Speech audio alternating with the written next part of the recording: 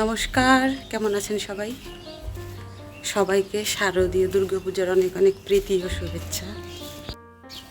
অনেক দিন পর আবার আমি একটু হাঁটতে আসছি, যেহেতু আমার সকালে রান্নার চাপটা একটু কম, মানে ভোরবেলায় করতে হয় না, তার জন্যই। যে হারে বৃষ্টি হইতেছে, জানি না পুজোতে যাইতে পারবো কি না। দেখি, তারপর এখন বাড়ি যেয়ে একটু রান্নাবান্না করব, যদি পারি পুজোতে যাব। বাড়িতে তো গেস্ট আসছে, ননাস জামাই আসছে, আর পুজো একটা ভাই চলেও আসছে। এর ভিতর দিয়ে আমার গলার 12টা বেজে আছে, জানি না ঠিক হবে কিনা। কালকে ওষুধ খাইলাম, এই কদিন ভাবলাম এমনি গরম জল টল খাই, কমে কিনা। এখন দেখে আর কমে না, তার জন্য কালকে ওষুধ খাইলাম। যেদিন একটু কাজ কম থাকে, আমার রুটিনের বাইরে সব কিছু থাকে, সেদিন ভাবি যাক আজকে একটু রেস্ট নিতে পারবো, কিন্তু সেদিনই সব থেকে বেশি কাজ হয়। কিন্তু উল্টাপাল্টা ভাবে এই সবজিটা করে রাখার পরে সে আমাকে বলতেছে কি একটুখানি লুচি করবো। আমি বললাম যে সবজি করছি। সে বলে ঠিক আছে, এই সবজি দিয়ে আমি লুচি খেয়ে নেব। তাই ছোটো ছোটো করে ফুলকো লুচি করছি, মা ছেলে দুজনকে দিয়ে দিছি। তারপর একটু কিশমিশ দিয়ে আমি মুগ ডাল রান্না করব। এটা খেতে খুব ভালো লাগে। এতে দেওয়ার দরকার ছিল একটুখানি আদা, কিন্তু আদা বাটা যেটা আছে সেটা আছে ডিপ ফ্রিজে তো মাছ থাকে, নিরামিষের দিন যেহেতু মাছের মধ্যে থেকে এনে না দিতে ইচ্ছে করলো না, তাই সাধারণভাবেই একটু ডাল করলাম। দিনে একটু অন্যরকম খাবার খেলে কিন্তু সবারই ভালো লাগে। আমার একটা পার্সেল আসছিল, কিন্তু পার্সেলটা ভুল আসছে। আমি যে কালার চাইছি সে কালার দেন, অন্য কালার চাই। আমি ফোন করলাম ওদেরকে, ওরাও কনফার্ম করলো হ্যাঁ ওদের ভুল হয়েছে, তার জন্য আবার রিটার্ন গেল। আমার আর কি ডেলিভারি চার্জ দেওয়া লাগে নাই। ওরা বললো ঠিক আছে দিদি, আমরা চেঞ্জ করে দিচ্ছি। অনেক কাজ আমার এখন, লাড়ু বানাইতে হবে, খইর মোয়া বানাইতে হবে, চিড়ার মোয়া বানাইতে হবে, কিন্তু কারেন্ট লাগাইছে শয়তানি, কারেন্ট নেই। তো কারেন্টের আশা বসে থাকলে লাভ নেই। এখন যাই আগে রান্না করে ঢুকি।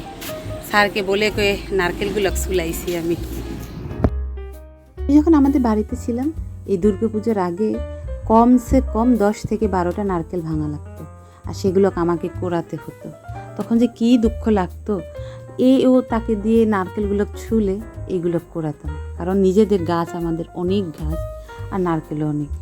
আমাদের আমার বন্ধু আলাদা ছিল, ভাইয়ের দাদার মায়ের পরিচিতরাও ছিল, তার জন্য অনেক নাড়ু বানানো লাগতো, আর কাজও বেশি থাকতো।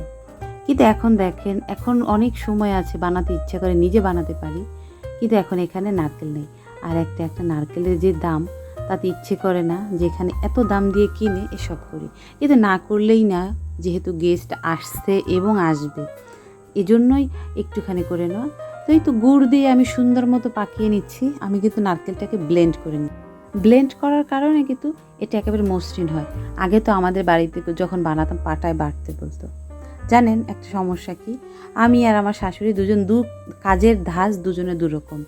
তিনি একরকমভাবে এতদিন করে আসছে, আমি একরকমভাবে করি, এই জন্য একটু আলাদা হয়। তো অনেক কিছু বলতেছিল, আমি সেগুলো শুনতেছিলাম। নারকেলটা হয়ে গেছে লাড়ু বানানো, আর এখানে একটুখানি নারকেল খুব মিহি করে বেটে নিছিলাম, বানাবো সন্দেশ। আর গতকালকে এই 2 কেজি দুধের ক্ষীর করে রাখছিলাম। 45 মিনিট পরে এই হচ্ছে অবস্থা, এখনও এটাকে কাছাইতে পারিনি। এটার মেইন প্রবলেম হচ্ছে কি, এটা লাড়তেই হয়, নতুবা নিচের দিকে লেগে যায়। যাই হোক, হয়ে গেছে। আরও 45 মিনিট পরে এই অবস্থায় আসছি। তো মা তো সচরাচর অত বেশি কাজ করতে দেন, কিন্তু উনি বসে বসে বোরিং হচ্ছিল বিদায় আমি বললাম আসেন আমার হাতে হাতে একটু করে দেন। তাও আবার যেহেতু গরমটা হাতে সহ্য হচ্ছিল না, আবার অনেকক্ষণ বসে আছে সেটাও পারতেছিল না, গোল গোল করতেও পারতেছিল না। আমি এই বলে একটু, যাই হোক যেটা করে ভালোই লাগতেছিল। দুজন কথা বলতেছিলাম আর কাজ করতেছিলাম, সব হয়ে গেল। জানেন, কিছুদিন এমন হয় যে রান্নাটা ভিডিও না করি সেইটা এত বেশি টেস্টি হয়, যেটা আজকে আমার সাথে হইতেছে। সকালবেলা লুচির সাথে একটা সবজি করছি, ঝোল। হ্যাঁ, কিন্তু সেটা যে এত ভালো হয়েছে আমি ভিডিও করিনি। এখন রান্না করছি পটলের একটা ভাজি বলা যায়, এত ভালো হয়েছে, মশলা দিয়ে করছি। এক পটল দিয়ে সবার খাওয়া হয়ে যাবে, কিন্তু এইটাও আমি করতে পারিনি, ভিডিও করতে পারিনি। এত বেশি টায়ার্ড লাগতেছে, লাড়ু সন্দেশ বানাইয়া কষ্ট হয়ে গেছে আমার আজকে। আর এত রৌদ্রু, সবার রান্না বান্না করতে করতে শেষ। তো এখন নাইলা পাতা বড়া বানাইছি, ডাল রান্না করছি, আর পটলের ওই সবজিটা। আমি শীত আসার আগে আগে পার্লারে যাই না একটু পেডিকিওর করাই সব দিনই, আমার ভালো লাগে। কারণ ওই অ্যালার্জির প্রবলেম থাকলে তাদের একটু পায়ে কেমন যেন হয়ে যায়। তো ভাবছিলাম যে যাবো পুজোর আগেই একটু পেডিকিওর করে আসবো, তার সাথে গ্রুপ ল্যাক করে আসবো, কিন্তু ওই মেয়েটা দেশের বাইরে গেছে, আমার আর করা হয় না। এখন দেখি পাশে একটা পার্লার আছে, ব্রুটা প্লাক করে আসি, পাওয়া যায় কিনা সেটা জানি না আমি। এতে যেহেতু গেস্ট আছে, কাজের তো আমার শেষ নাই, তো অনেক কাপড় চোপড় এলোমেলো হয়েছিল, সেগুলো গুছিয়ে নিলাম। এখন কিন্তু অনেক রাত, 11টা বাজে, এখনও কিন্তু আমার মিস্টার বাসায় আসে নাই। যেটা হয় প্রশাসনিক কাজ করলে এরকমই হয়, তার কোনো টাইম টেবিল কিছু থাকে না।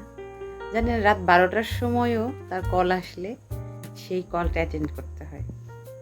আর এখন যেহেতু পুজো, তার অবশ্যই একটা দায়িত্ব আছে। আমার এটা নিয়ে কোনো অভিযোগ নাই, দেশের জন্য সে সব কিছু করতেছে, আমার এটা কিন্তু ভালো লাগে মূলত। আর যেটা হয়, যারা প্রশাসনের আন্ডারে কাজ করে তারা এটা খুব ভালো করে জানে। আমার বোন জামাই ফোন দিছিল, সে বললো যে প্রশাসনের আন্ডারে চাকরি করলে শান্তি মতো থাকা যায় না। যাই হোক, আমি কিছু কাপড় চোপড় গুছাইলেছিলাম যে এখন আলমারিতে রাখবো। আর আলমারিটা একেবারে অগোছালো হয়ে গেছে, পুজোর পরে ছাড়া এতে হাত দেওয়া হবে না। আর আমি এই চালনটার মধ্যে রেখে দিয়েছিলাম ঠান্ডা হওয়ার জন্য, ঠান্ডা হয়ে গেছে। আমি এখন বক্স ভরে রাখবো। দুধের যেগুলো কিছুটা রাখবো ফ্রিজের মধ্যে, নতুবা দুধের জিনিস বাহিরে বেশি থাকলে নষ্ট হয়ে যায়। আর এই হচ্ছে লাড়ুগুলো, তখন মা বলছিল লাড়ুগুলো নরম হবে, কিন্তু এখন বেশ শক্ত হয়েছে আর খুব সুন্দর হয়েছে। যে খাবে তার মন ভরে যাবে। যে আপু আমার লাড়ুর কথা বলছিল, সেই আপুকে আমি খুব মিস করতেছি।